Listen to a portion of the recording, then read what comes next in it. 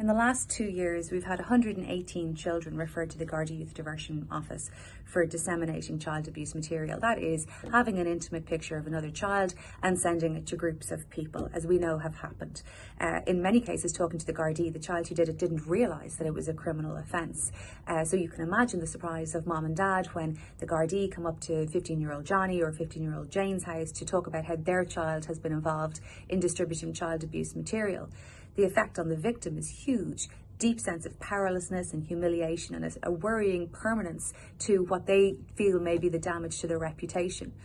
But the other really worrying thing is that in doing that and in distributing the images, it speaks to, at a really early age, a lack of concern for the personhood of the victim and for the boundaries that are appropriate.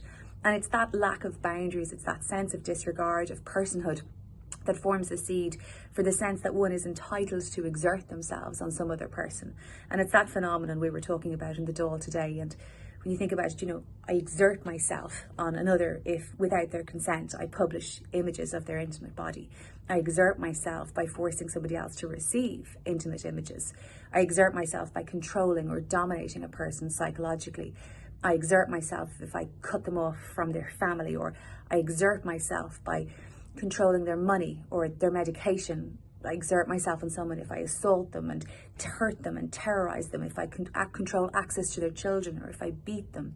I exert myself if I force them into sex, or if I have sex with them when they are asleep or drunk, and when I threaten them and frighten them, or if I force them into prostitution. These are all things that happen today, that we're seeing today. These are all things going on in our generation that we all know people who have experienced.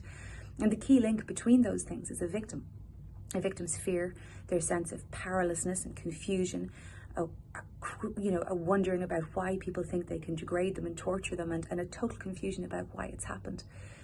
We've seen this for generations.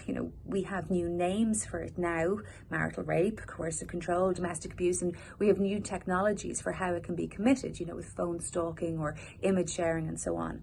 But it's all rooted in that same sense of exertion on another person, and the only way to break that is with a comprehensive and very new and very different approach to relationship and sexual education in schools, so that when I or anybody else may be watching this, when I drop my child off to school, that I can look around and see the boys and the girls and hope that the challenges that faced my generation and all of the generations that have gone before me won't be replicated for them, that we will have had a program of education about boundaries and personhood and respect for each other that offers some hope and some opportunity to interrupt this cycle.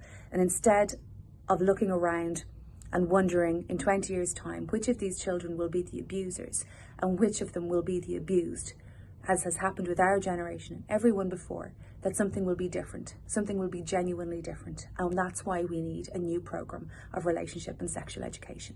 Boundaries, respect, consent, care. The most important response that we can have to this endemic of sexual violence and gender violence and domestic abuse that we have had for so long is a new way of educating our 5-year-olds and beyond. Now, all of the other measures that we need, and we do need them, but they are all just sticky plasters.